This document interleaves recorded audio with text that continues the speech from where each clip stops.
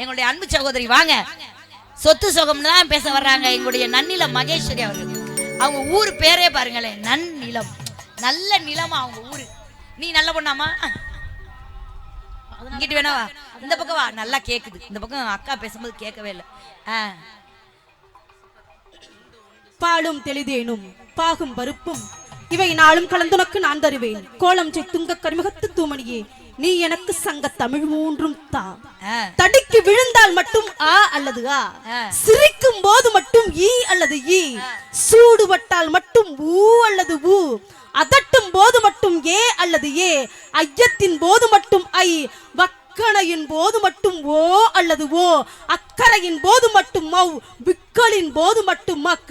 இப்படி ஒவ்வொரு நிமிடமும் நம் தாய்மொழி பேசும் வேற்றுமொழிக்காரனிடம் மறக்காமல் சொல், உன் தாய்மொழிதான் தமிழ் என்று. என் அன்னை தமிழை முதலில் உன்னை வணங்கி. அழகு அழகு. என்னப்பன் அல்லவா என் தாயும் அல்லவா, பொன்னப்பன் அல்லவா பொன்னம்பலத்தவா,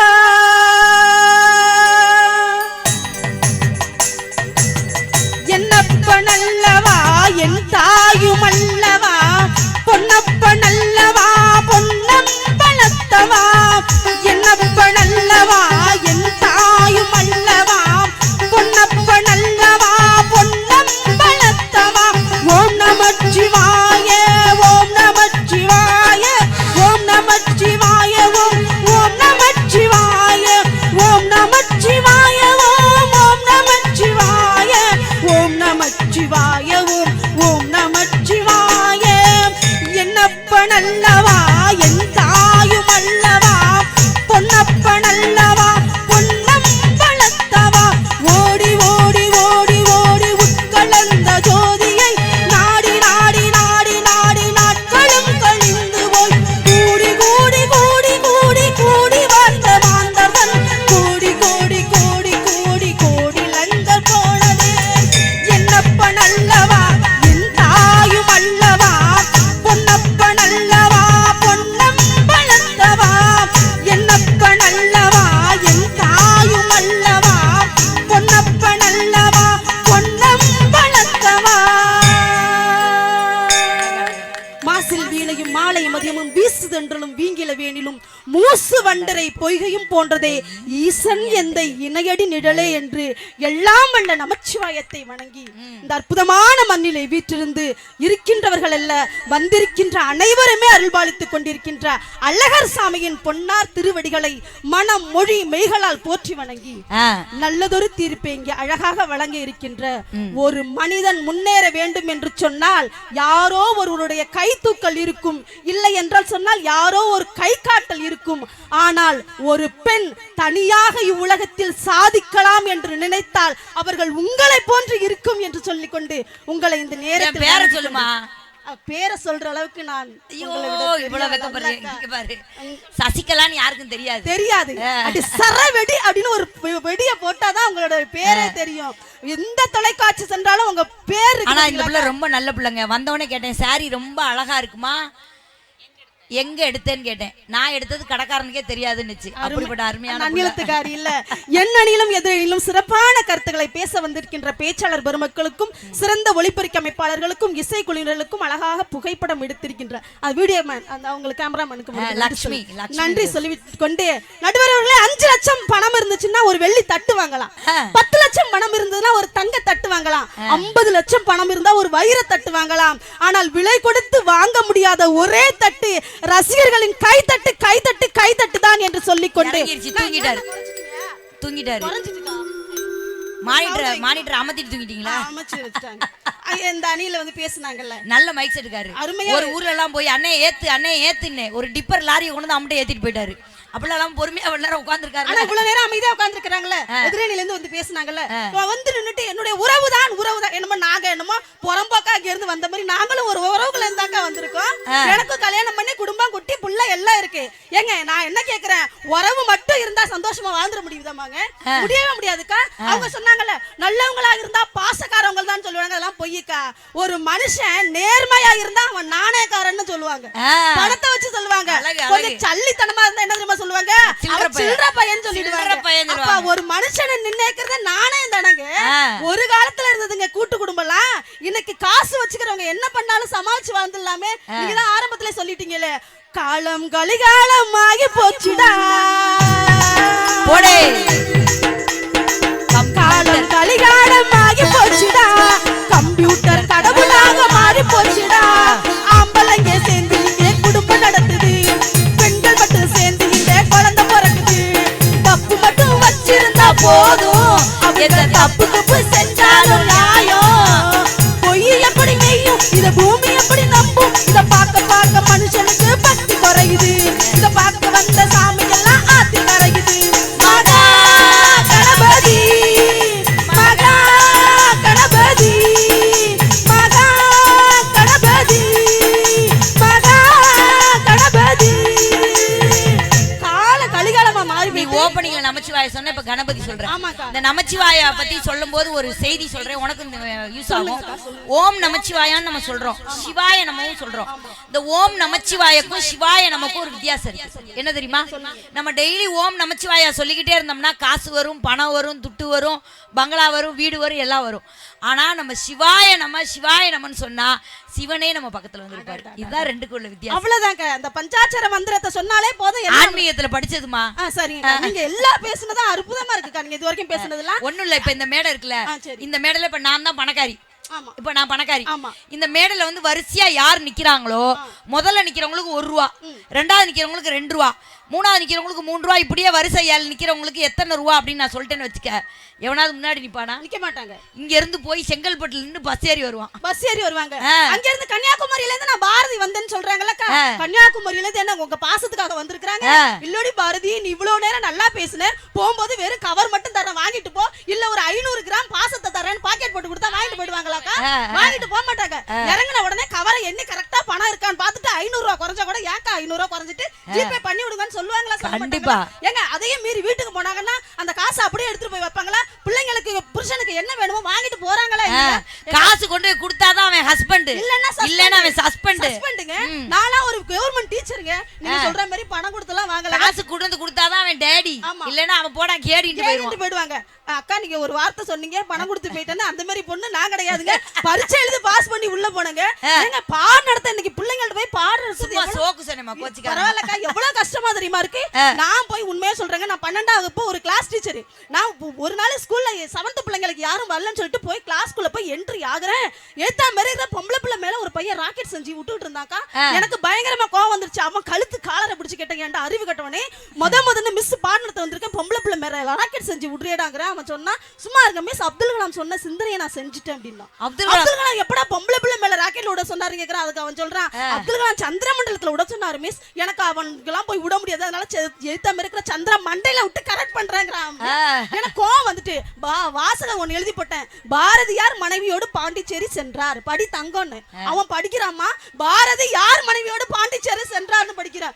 கோவம் வந்துருச்சுக்கா. அன்னைக்கு உண்மையா சொல்றேங்க, எங்க ஸ்கூல்ல வந்து பசுமை புரட்சி திட்டம் எல்லாருக்கும் செடி கொடுத்து நட வைக்க சொன்னாங்க. சரி எல்லாருக்கும் சொல்றாங்களேன்னு சொல்லிட்டு செடியை தாங்க கொடுத்து நட வைப்போம். அதுக்கு முன்னாடி ஒரு ஒலிம்பிக் போட்டி கேம் நடத்துறாங்களேன்னு சொல்லிட்டு எல்லாரும் பத்திரமாக ரெடியா நில்லுங்கிற ஒரு பையன் பொம்பளை பிள்ளை தோல்ல தூக்கிட்டு ஓடிட்டே இருக்கிறோம். ஐயோ ஏன்டா தூக்கிட்டு போறாங்க மிஸ், நீங்க தான் சொன்னீங்க ஒலிம்பிக் போட்டி ஆரம்பிக்கும் முன்பு ஜோதியை தூக்கி கண்டு சொல்லுங்கன்னு. அவ பேரு ஜோதி, அதனால தூக்கிட்டு போறாங்கிறாங்க. இதாச்சும் பரவாயில்ல. எங்க ஊர்ல தெரியுமா திருவிழா வச்சாங்க. இந்த வட்டம் வித்தியாசமா ஒரு விளையாட்டு வைக்கணும்னு எல்லாரும் நிக்க வச்சு, யார் மனைவி அதிக தூரம் ஃபர்ஸ்டா போய் அந்த கோட்டை தொடுறாங்களோ அவங்களுக்கு ஃபர்ஸ்ட் பிரைஸ். ஃபர்ஸ்ட் பிரைஸ் என்ன தெரியுமா? பீரோல். Super. Second prize grinder, third prize mixie, உடனே நாங்கெல்லாம் வரிசையா நிக்கிறோம். சரி. தூக்கிட்டு யார் ஃபர்ஸ்ட் ஓடுறதுன்னு நிக்கிறோம். அவங்க புருஷன் பொண்டாட்டியோட. என் புருஷன் பக்கத்துல இருக்க பிள்ளைய தூக்கிட்டு ஓடுறாருயா. நான் என்னையா அந்த பிள்ளைய தூக்கிட்டு ஓடுறீங்க? என்ன ஒன்ன தூக்கிட்டு போய் கோட்டை தொட முடியுமா? இது ஸ்லிம்மா பாரு. நம்ம நீலவேணி மாதிரி இருக்கு தூக்கிட்டு ஓடிட்டாருங்க. பேப்பர் வேல்யூவேஷன் நடந்துட்டு இருக்குங்க.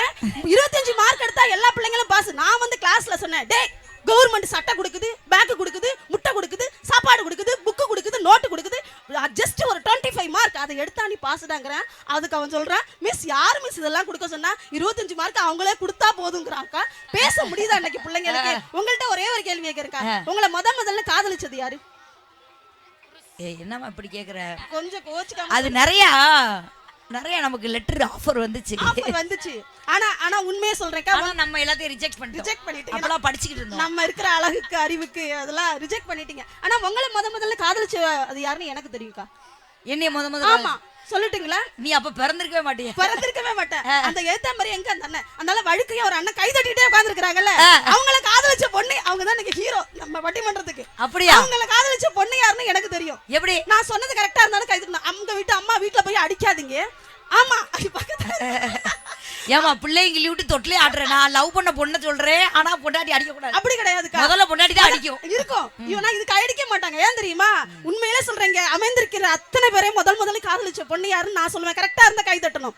உருவம் என்னவென்றும் தெரியாமலும், பிம்பம் என்னவென்றும் அறியாமலும், இருப்பது ஆணா பெண்ணா என்று கூட புரியாமலும் நம் அனைவரையுமே முதலில் காதலித்த ஒரு உன்னதமான தெய்வம் அவள்தான் நம்ம ஈன்ற தாய். என்னமா திடீர்னு கட்சி மாறிட்ட? அந்த தாய்க்கு இன்னைக்கு ஒத்துமையா இருந்து அந்த ஒத்தவா வயிற்றுக்கு சோறு போடுறாங்களாங்க. நீங்க சொன்னீங்கல்ல பல வீடு கட்டி இருக்கிறாங்க, நிறைய வீடு கட்டுறாங்க. அதனாலதான் ஒரு தாய் ஏக்கத்தோடு சொன்னா, மகனே உன்னை சுமப்பதற்கு என் வயிற்றில் கருவறை இருந்தது, மகனே உன்னை சுமப்பதற்கு என் வீட்டில் கருவறை இருந்தது, ஆனால் நான் வாழ்வதற்கு உன் வீட்டில் ஒரு இருட்டறை கூடவா இல்லைன்னு ஒரு தாய் எழுதுறான்னா, இன்னைக்கு ஏங்க மூளைக்கு மூளை அனாதை இல்லம் வருது? முதியோர் இல்லம் எதுக்கு வருது? வீட்டுல நீங்க ஒத்துமையா இருக்கிறீங்கன்னு சொல்றீங்களே, ஏதாவது பெத்த தாய்க்கு ஒரு சோறு போடுறீங்களா? கிடையவே கிடையாதுங்க. நீங்க 1000 ஆலயம் கட்டி கும்பாபிஷேகம் பண்ணினாலும், 100 பேருக்கு 1000 பேருக்கு லட்சக்கணக்கு பேருக்கு அன்னதானம் பத்தினாலும், எவன் ஒருவன் ஈன்ற தாயும் தந்தையும் வீட்டுல உட்கார வச்சு ஒருவா சோறு போடுறானா அவங்களுக்கு தாங்க சொர்க்கம் கிடைக்கும். இங்க இருந்து வந்து நின்னுட்டு நீங்க சொந்த பந்தம் என்னங்க பண்ணுது? ஒரு தாய் அழுகின்ற கண்ணீர் இன்னைக்கு எத்தனை முதியோர் தெரியுமா நடுவர்கள் நடந்துதான். ஒரு பிள்ளை ரொம்ப ஆவேசமா பேசுச்சு, தாய் தான் உலகத்தின் சொத்து, தாய் தான் உலகத்தின் கெத்து அப்படின்னு. 2 பிச்சைக்காரி உட்காந்து பேசிட்டே இருந்துச்சு. ஒரு பிச்சைக்காரி சொல்லிச்சு, ஏன் அப்பா அம்மாவை பத்தி எப்படி பேசுறா, இப்படி ஒரு பிள்ளை எனக்கு பிறக்கலையேன்னுச்சு. பக்கத்துல இருக்க பிச்சைக்காரி சொன்னா, சும்மா இரு, அவன் நான் பத்த பிள்ளைதான், என்ன தெருவுல விட்டுட்டு அப்படி பேசிக்கிட்டு. காரணம் என்னங்க? பாசம் எனக்கு குறைஞ்சு போச்சா இல்லையா? அந்த தாய் என்பதை இசைஞானி இளையராஜா தான் அழகா சொல்லிருப்பாரு. விறகு பொறுக்கி வந்து சாதம் வடிச்சு தந்து, இரவா பகலா தினம் உற்சவம், சருகு பொறுக்கி வந்து சாதம் வடிச்சு தந்து, பசியே தெரியா மகனா வளர்த்ததும் எத்தனை தாயுங்க நம்ம தமிழ்நாட்டிலே. என் தாய் அவளை போல் யாரும் இல்லை வீட்டிலே, தியாகி யாரு தியாகி யாரும் இல்லை போடா, தாயின் கால தொழுது கும்பிட்டுட்டு வாடா, அவதா கோவில் அவள்தா தெய்வம், பெத்த மனசு சுத்தத்திலும் சுத்தமடா, இந்த பிள்ளை மனசு பித்தத்திலும் பித்தமடா, தெய்வம் அது தாய்க்கு கீழதான், தாயவள சாமிக்கு மேலதான், அந்த தெய்வம் அது சாமிக்கு கீழதான், எந்த தாயவள சாமிக்கு மேலதான். அப்பேற்பட்ட தாய் இன்னைக்கு ஒரு அம்மா, ஒரு குழந்தை 4 வயசுல ஒரு குழந்தை 5 வயசுல ஒரு குழந்தை வந்து அந்த பிள்ளை என்னங்க தெரியுமா சொல்லும்? அம்மா இது ஏன் அம்மா எனக்கு தான் ஃபர்ஸ்ட் சோறு ஊட்டும் சொல்லுவாங்களா? அண்ணங்காரன் சொல்லுவான், இது ஏன் அம்மா எனக்கு தான் சோறு ஊட்டும். அது வந்து எத்தனை வயசுல? 4 வயசு 5 வயசுல. நல்லா கவனிங்க, 4 வயசுல 5 வயசுல ஏ அம்மானு போட்டி போடுகின்ற குழந்தை அதே தாய்க்கு 50 வயசு ஆன உடனே இது ஏ அம்மா இல்ல ஓ அம்மா, ஏ அம்மா இல்ல ஓ அம்மா சோறு போடுறான்னு விரட்டி விடுறாங்களே. நீ பாத்துக்கோ நான் பாத்துக்கோன்னு போட்டி போடுறாங்களே. இப்பேற்பட்ட காலத்துல வந்து நின்னுட்டு எப்படி நடுவர்கள் இவங்க வந்து சொந்தம்னு பேசுறாங்க. கேளுமா, உன் பக்கம் தான் நான் நல்லா யோசிச்சு பாருங்க. எங்க இது அம்மா ஒரு பக்கம் இருந்தாலும் இந்த அப்பா இருக்கு பாத்தீங்களா? அழகா ஒரு கவிஞர் எழுதினாரு, முதலில் நான் கட்டிய மாடி வீட்டிற்குள் அடியெடுத்து வைத்தார் என்னுடைய தகப்பன், முதலில் நான் கட்டிய மாடி வீட்டிற்குள் நிலைபாண்டி அடியெடுத்து வைத்தார் என்னுடைய தகப்பன். புகைப்படமாக அப்படின்னு ஒரு கவிஞன் கவிதை எழுதுறேன்னா பெத்த அப்பனா இருந்தாலும் செத்தாதானங்க உள்ள வர முடியுது. இதெல்லாம் விடுமா. ஒரு புதுசா கல்யாணம் முடிச்ச ஜோடி பஸ்ல போகுது. வெளியில ஒருத்தர் பிச்சை எடுத்துக்கிட்டு இருக்காரு. இந்த புது மாப்பிள்ளை என்ன பண்ணா, புது மாப்பிள்ளைல 100 ரூபா தாள் எடுத்து வெளியே போட்டான். உடனே பொண்டாட்டி ஒரு இடி இடிச்சு, அறிவு இருக்கா, பிச்சைக்காரனுக்கு 1 ரூபா போடு, 2 ரூபா போடு, 10 ரூபா போடு, என்ன 100 ரூபா போடுறேன்னு. உடனே இவன் சும்மா ரெடி எட்டி பாரு, உங்க ஒப்பந்தான் பிச்சை எடுத்துக்கிட்டு இருக்கான். பொண்ணை கட்டி கொடுத்துட்டு அவன் பிச்சை எடுக்கிறானப்பா. அப்ப எப்படிப்பா, பணம் தானப்பா பெருசா இருக்கு, பணம் கொடுத்தா தானப்பா ஒரு பொண்ணுக்கு கல்யாணமே முடியும். இன்னைக்கு அப்பா படுற கஷ்டம் எவ்வளவுங்க இருக்கு. எந்த ஒரு உண்மையா சொல்றேன், நீங்க வாழும் கடவுளை பார்க்க வேண்டும் என்று சொன்னால் உன்னுடைய தகப்பன் இல்லாமல் ஒரே ஒரு மாசம் அந்த குடும்பத்தை நடத்தி பாருங்க, அப்பதாங்க அப்பாவோட அருமை தெரியும். இன்னைக்கு இருக்கிற அப்பாவை யாராவது மதிக்கிறாங்களா? ரோட்ல போனா அவங்க சொல்றாங்க, நடுவர்களே உங்க அப்பா பத்திரமா பாத்துக்கணும், அப்பத்தான் அம்மா கிட்டே உன் புருஷன் சரியில்லைன்னு சொல்லிட்டு போறான். இது என்ன காலமாங்க இது? ஆனா தகப்பன் என்ன என்பதை அழகா சொல்லியிருப்பான். மழைக்காகத்தான் மேகம்,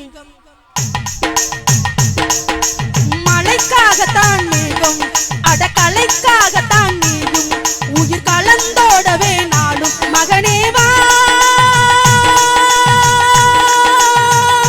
மகனேவா, நீ சொந்த காலிலே நின்று தலை சுற்றும் பூமியை வெள்ளி, இது அப்பன் சொல்லிய சொல்லு மகனேவா மகனேவா.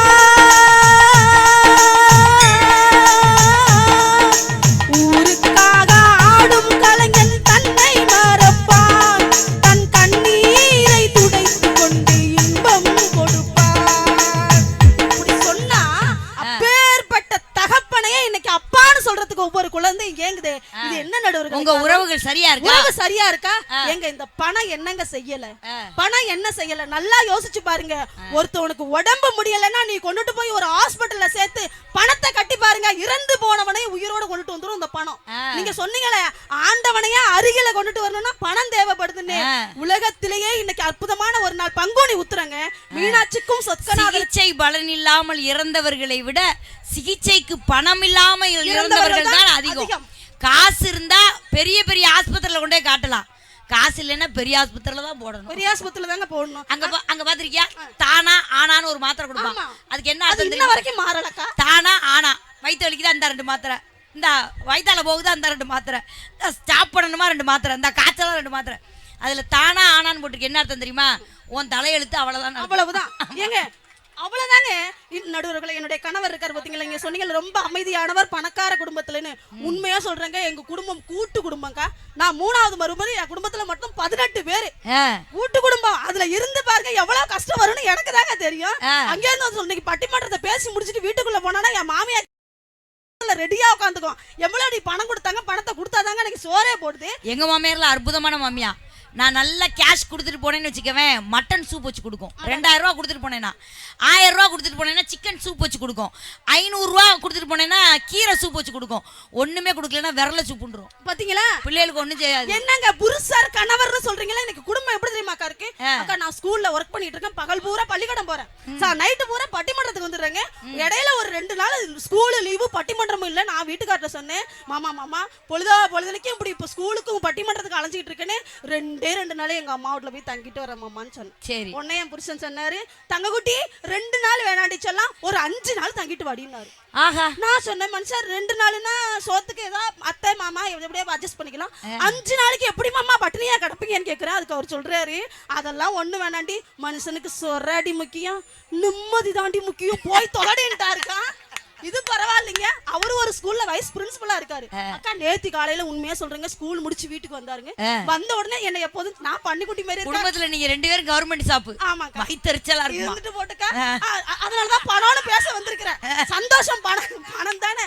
அவரு நாங்கெல்லாம் அந்த கவர்மெண்ட் சாப்பு கிடைக்காம இப்படி ஊர் ஊரா மைக்க தூக்கிட்டு திரியிறோம்.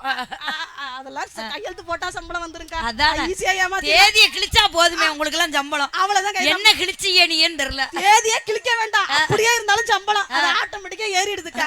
அதுக்கு என்னக்கா புத்தகம் பார்த்தால் காகிதம், படித்தால் அதுவே உன் ஆயுதம். அதனாலதான் படிக்கணுங்கிறது. அதனாலதான்க்கா என் வீட்டுக்காரு ஸ்கூல் முடிச்சுட்டு வந்தாருங்க.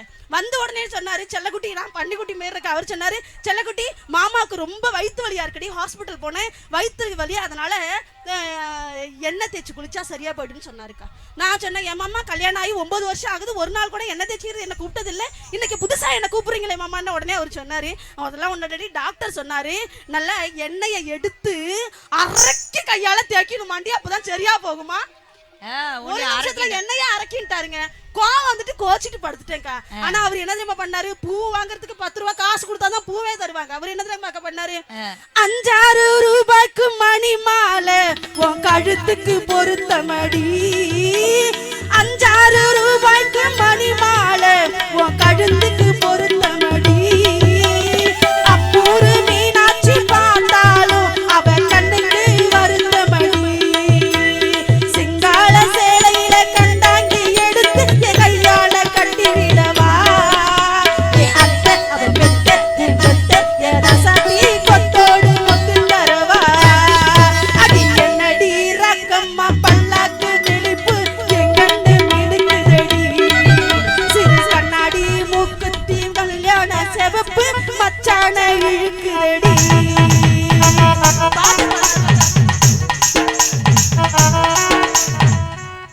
சொத்து சோத்துக்கு ஒரு ஜோக் சொல்றேன். சொல்லுங்கக்கா. ஒரு குடும்பத்துல சண்டை, புருஷனுக்கு பொண்டாட்டிக்கும். சரி. சண்டை போட்ட உடனே காலையில எந்திரிச்சு பாக்குறான், பொண்டாட்டி வீட்டுல தான் இருந்தா. காஃபி கொண்டு வந்து கொடுத்தா. உடனே புருஷனுக்கு மனசு கேட்கல, காஃபியை கையில வாங்கிட்டு சொன்னா, எம்மா நேத்து உன்னை ரொம்ப திட்டிட்டேன், நீ ஒரு வைர நெக்லஸ் கேட்ட, அது வாங்கி தர முடியாதுன்னு திட்டிட்டேன், ஆனா நான் திட்டினதுக்கு நீ உங்க அம்மா வீட்டுக்கு போயிடுவேன்னு நினைச்சேன், ஆனா நீ போல, நீ நல்ல பொண்டாட்டி, நான் நாளைக்கே போறேன், ஆபீஸ்ல லோன் போடுறேன், உனக்கு வைர நெக்லஸோட வரேன், கவலைப்படாதம்மாண்ணா. உடனே அவன் காப்பியை குடுனா, இல்லம்மா நான் உனக்கு வைர நெக்லஸ் வாங்கிட்டு வரேன், நம்ம சம்மந்தம் ஆயிட்டா காப்பி குடிக்கிறேம்மா, இல்ல நீ இந்த காப்பியை கொடு, இல்லம்மா உனக்கு வைர நெக்லஸ், காப்பியை குடியா, இல்லம்மா புடுங்கிட்டா, ஏமா புடுங்குற, நீ வைர நெக்லஸ் வாங்கி தர மாட்டேன்னு நினைச்சு காப்பியில பாய்சனை கலந்துட்டேன், அதான் வாங்கி தரேன்னு சொல்லிட்டு. எப்படி இருக்கு பாத்தீங்களா, அப்படி இருக்கு காலம், அப்படி இருக்குக்கா. அவரு 5-6 ரூபாய்க்கு மணி வாங்கி கொடுத்துட்டேன்னு சொன்னாரு, நம்ம டூயட் பாடலன்னா பட்டிமன்றம் பேசல அர்த்தமே இல்லாம போயிடுமே நினைச்சுக்கிட்டு உடனே நான் ஒரு பாட்டு எடுத்து விட்டேன் பாருங்க. தன்னனானே தானே தன்னானே தனனனானே தானனனானே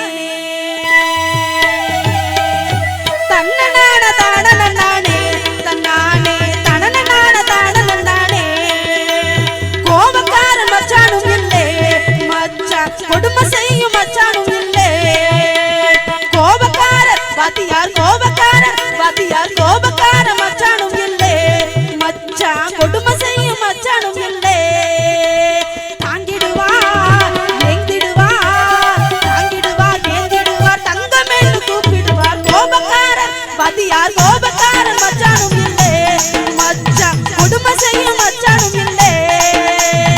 ஏன் கொடுமை செய்யல, ஏன் தெரியுமா கொடுமை செய்யல, மாசம் 65,000 சம்பளம் வாங்குற, அதனால கொடுமை செய்யல.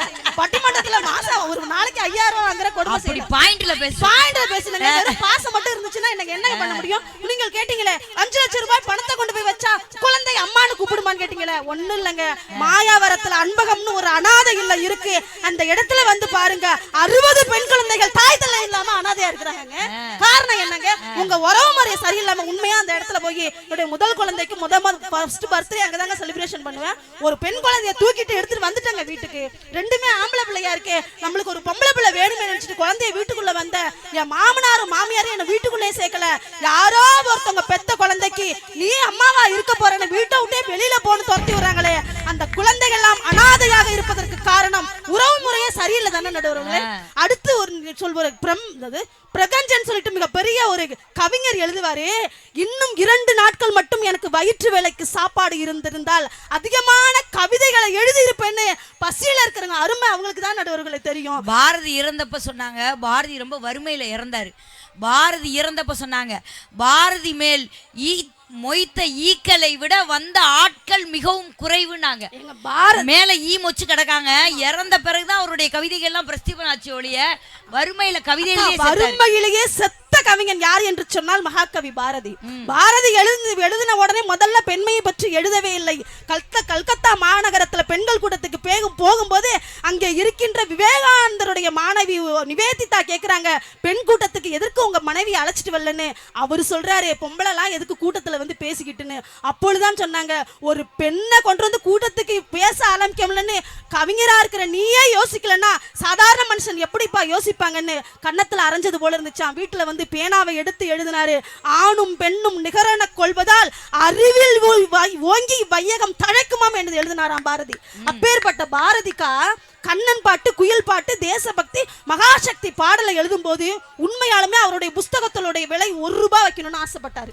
பாரதி புஸ்தகத்தோட விலை 1 ரூபாய் வைக்கணும்னு ஆசைப்பட்டாரு. காலத்தின் கோலம் 25 காசு வச்சாருங்க. 25 காசு வச்சும் 2000 பிரதிக்கு மேல அவருடைய புத்தகம் ஓடவில்லை. அது 2000 பிரதிக்கு மேல அவருடைய புஸ்தகம் விற்கப்படவில்லைன்னு சொன்னா மகாகவி பாரதியா இருந்தாலும் பணம் இருந்ததுன்னா வேற லெவல் தாங்க. ஏங்க அறிவுமதி, கவிஞர் அறிவுமதி இருக்காரு, அவர் என்னதுமா சொல்றாரு, பணத்தினுடைய அருமைய பணக்காரன்ட்ட போய் கேட்டுப்பாரு, கஷ்டப்படுறவன்ட்ட போய் கேட்டுப்பாரு. அவன் தான் சொல்லுவான், ஏழையாக இருக்கின்றவன் சிரித்தால் பணம் உடனே ஓடி வந்து வாயை அடைத்து விடும். ஏழையாக இருக்கிறவன் சிரித்தால் உடனே ஓடி வந்து பணம் அவனுடைய வாயை அடைத்து விடும். பணக்காரன் அழுதால் உடனே ஓடி வந்து அவன் கண்ணீரை துடைத்து விடும்னு சொல்லுவான். இதை இப்படி சொன்ன கைத்தட்டல, இதை வேற மாதிரி சொல்லணும். எப்படி சொல்ல தெரியுமா? பணம் எப்படிப்பட்டது தெரியுமா? ஏழைக்கு வட்டி போடும், பணக்காரனுக்கு குட்டி போடும். அவ்வளவுதாங்க. இன்னைக்கு 9ஆம் வகுப்புல கவிஞர் எழுதின ஒரு பாடல், யாரு அவர் பேர் மறந்துட்டேனே, ஒரு கவிஞர் எழுதின அப்பாவின் டைரி அப்படின்னு சொல்லிட்டு ஒரு புஸ்தகம் பாட்டு வந்திருக்கு. ஒரு அப்பா எழுதின கவிதையே புஸ்தகத்துல நான் முத்துக்குமார் அவர்கள் எழுதின அப்பாவின் டைரி என்று அவருடைய அப்பா எழுதின அந்த பாடல் இன்னைக்கு புஸ்தகத்துல வந்திருக்கு, இடம் பெற்றிருக்குன்னா காரணம் என்ன தெரியுமா? அந்த கவிஞர் நான் முத்துக்குமாருடைய கவிதையை அத்தனை எழுதியும் அவர் வெளிப்படையவே இல்லை. தன்னுடைய மனைவியின் தாலியை அடகு வைத்து புத்தகத்தை எழுதினார். பக்கம் பக்கமாக பறந்தது என்று சொன்னால் அவரு அப்பாவே ஒரு கவிஞர், ஆனா அவருக்கு தெரியாம போயிருக்கு. ஏன்னு கேட்டா அவங்க அம்மா கழுத்திலே தாலி இல்லை, மஞ்சள் கயிறு இருந்தது, அதனால் அது வெளிவரவில்லை. முத்துக்குமாருடைய மனைவி கழுத்திலே தாலி இருந்தது, அதனால அவன் அப்பா கவிதை கூட வெளியிட்டான்னா இன்னைக்கு காசு பணம் இருந்தா தானக்கா பேச முடியும். பஸ்ல ஏறின உடனே நான் அவன் மேல பாசம் வச்சிருக்கேன்னா டிக்கெட் கிடைக்க முடியுமா? செவட்டோட சேர்த்து இறக்கி விட்டுருவாரு. கீழே இறங்கி பழம் வாங்கணும், பசிக்குது, ஹோட்டலுக்குள்ள போய் அண்ணே நான் நல்லா பட்டிமன்றம் பேசுவேன், ஒரு 2 பாட்டு பாடுகிறேன், 2 நகைச்சுவை சொல்றேன், ஒருவேளை சோறு போடுனா செவில்ல 4 தாங்க தாக்கி வீட்டுக்கு போன அனுப்பி விட்டுருவாங்க. பள்ளிக்கூடத்துல போய் பிள்ளைக்கு ஃபீஸ் கட்ட போனோம்னா எனக்கு பெரிய நெருக்கடியா அதுதாங்க. சரஸ்வதி கையில இருக்கின்ற வீணையை கூட அடகு வச்சாதான் இன்னைக்கு ஸ்கூல்ல ஃபீஸ் கட்டி பிள்ளைங்களுக்கு பாடம் நடத்த முடியும்னா காசு எப்ப எல்லா இடத்துக்கும் செல்லும். அதனாலதான் அந்த காலத்துல எழுதுனா பணம் வந்து பாதாள வரை, நீங்க சொன்னீங்க பாத்தீங்களா, பணம் பாதாள வரை சொல்லும், 8 மட்டும் தான் பாயும். பணம் பாதாள வரை. எப்படி சொல்லுவாரு தெரியுமா? பணம் 10 செய்யும், என்கிட்ட இருந்தா நான் 11 செய்வேன். பணம் பந்தியிலே குணம் குப்பையிலே, இதை பார்த்து அறிந்து கொள்ளாதவன் மனிதன் இல்லே, பிழைக்கும் மனிதன் இல்லே. பணம் பந்தியிலே குணம் குப்பையிலே. பணம் இருந்தால்தான் பிரிந்திருந்த உறவுகள் உங்களை ஒன்று சேர வேண்டும் என்று சொன்னால் அதற்கு நிச்சயமாக பணம் வேண்டும். சமீபத்தில் சென்னையில் எல்லா சொத்தையும் வாங்கிட்டு தான் பெத்த குழந்தையே அனாதையாக அந்த விமான நிலையத்தில் விட்டு சென்றது. பிள்ளை திரும்பி வருவான்ட்டு அப்பாவும் அம்மாவும் அந்த கேட் வாசல்லே உட்கார்ந்துருந்தாங்க. ஒரு நாள் ஃபுல்லா போன பிறகு பத்திரிகையாளர் வந்து கேட்டாரு, ஏம்மா இங்க உட்கார்ந்துருக்கீங்கன்னு. என் பிள்ளை இங்க போயிருக்காப்பா வந்துருவான்னு சொன்ன பிறகு அவங்களுக்கு சென்றிருந்த விமானம் சென்னையை தாண்டி மும்பை வரை சென்று விட்டது. இனிமேல் உங்களை பார்ப்பதற்கு யாருமே இல்லைன்னு பத்திரிகையாளர் அழைச்சிட்டு வந்து அனாதை இல்லத்துல சேர்த்தான்னா இன்னைக்கு காசு பணம் இருந்தால்தான் உங்களை சுற்றி 4 பேர் நிற்பார்கள். காசு பணம் இல்லை என்றால் நீங்கள் 4 பேருக்கு பின்னாடி கைதட்டலாம், கைகட்டி தான் நிற்கணும் என்று சொல்லிக்கொண்டே நடுவர் அவர்களே, வாழ்க்கையில் மகிழ்ச்சியாகவும் நிம்மதியாக வாழ வேண்டும் என்று சொன்னால் சொந்த பந்தம் எப்போதும் நிற்காது, சொத்து சுகம் இருந்தால் மட்டும்தான் நிற்கும். அதற்கே நீங்கள் தீர்ப்பு தர வேண்டும் என்று சொல்லிக்கொண்டு நல்லதொரு வாய்ப்புக்கு நன்றி கூறி விடைபெற்று அமர்கிறேன். நன்றி, வணக்கம். நல்லா ஜோர ஒரு கைதல் கொடுங்க. ஒரே ஒரு செய்தி சொல்லி நீலவேணியை உடனே இறக்குறேன். அதாவது வந்து பார்த்தீங்கன்னா, ஒரு பெரிய பணக்காரன் செத்துட்டான், அவனை கொண்டு போய் கொல்லி வச்சுட்டாங்க. கொல்லி வச்சா அந்த பணம் என்ன செய்யுமா, நீங்கள் உங்களுக்கு தெரியும், அந்த பணம் என்ன செய்யுமா, அந்த படுக்கையிலேருந்து எந்திரிச்சு நிற்குமா. அப்படிதான் ஒருத்தனை கொண்டே எரிச்சிட்டாங்க. எரிஞ்சுக்கிட்டு இருக்கு, படுக்கவே மாட்டேங்குது. போனால் எந்திரிச்சு நிற்கிது. உடனே வெட்டியான் கூப்பிட்டு மகனை கூப்பிட்டு, உங்கள் அப்பா எந்திரிச்சு வர்றாரு, என்னன்னு பாருன்னு. அவருக்கு தெரியலை, போயிட்டாரு.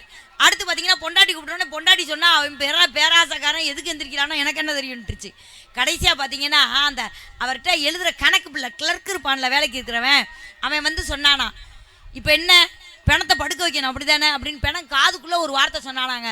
பிணம் படுத்துருச்சான். என்ன சொன்னானா தெரியுமா? வரவேண்டிய வட்டி ரூபாயெல்லாம் வந்துருச்சு முதலாளி, பேசாமல் படுங்க அப்படின்னோடனே படுத்துட்டாராம். இன்னும் சிறப்பாக ஒரு விஷயம் சொல்லணும்னா, டிஆர் பந்துலுங்கிறவர் எப்போவுமே வந்து சிவாஜி கணேசனை வச்சு தான் படம் எடுப்பாராம். அவர் ஒரு தடவை முத எம்ஜிஆரை போய் படம் எடுக்கிறதுக்காண்டி போகிறாரு. போகும்போது சண்முகம்ன்றவரை கதை சொல்கிறதுக்காண்டி கூட கூட்டிகிட்டு போகிறாரு. இவர் சண்முகம் தான் கதை சொல்கிறாரு. என்ன படம் அப்படின்னோடனே அந்த படத்தோட கதையை சொல்கிறாங்க. எம்ஜிஆர் உட்காந்து கேட்குறாரு. கேட்டுட்டு நீங்களே ஒரு தலைப்பு கொடுங்க அப்படின்னோடனே அந்த சண்முகம், அவர் தானே கதை எழுதினவர், அவர் வேகமாக சொன்னார், எல்லாரையும் விட வித்தியாசமாக உங்களுக்கு கதை சொல்கிறோம், அதனால் 1000ல் ஒருவன்னு பேர் வைக்கலான்னாரு. உடனே எம்ஜிஆர் ரொம்ப சந்தோஷப்பட்டு டைட்டில் சூப்பராக இருக்குது அப்படின்னு கட்டி பிடிச்சி சண்முகத்துக்கு முத்தத்தை கொடுத்துட்டு பையிலேருந்து 1001 ரூபா எடுத்து கொடுத்தாராம். ஏன்னா 1000ல் ஒருவன்னு சொன்னது. இதை வாங்கின சண்முக சுந்தரம் சந்தோஷப்படணும்ல. அவர் சொன்னாராம், இப்படி தெரிஞ்சிருந்தா நான் 1,00,000ல் ஒருவன்னு தலைப்பு வச்சிருப்பேன்னாராம். அப்போவே 1000ல் ஒருவனுங்கிறது இப்போ கோடி ரூபா மாதிரி. அப்போ 1,00,000ல் ஒருவன்னா பணம் அதிகமாக வாங்கிட்டே இருக்கணும். இப்போ நான் ஒரு நாள் சத்யாக்காக்க 1000 ரூபா தர்றேன், சந்தோஷம். மறுநாள் 10,000 ரூபா தர்றேன், சந்தோஷம். அடுத்த நாள் 30,000 தர்றேன், இன்பம். பணம் வாங்கி கொண்டால் இன்பம், ஆனால் கொடுப்பது பேரின்பம் எனக்கு. ஏன் தெரியுமா? கொடுக்கிறவங்க கையில தான் பணம் வந்து சீக்கிரமா சேருமா. நாம கொடுக்கும்போது இருக்கிற பேரின்பத்தை பெறணும்னாலும் பணம் வேணும். பணம் சம்பாரிச்சு வச்சா தான் பேரின்பத்தை அடைய முடியும்.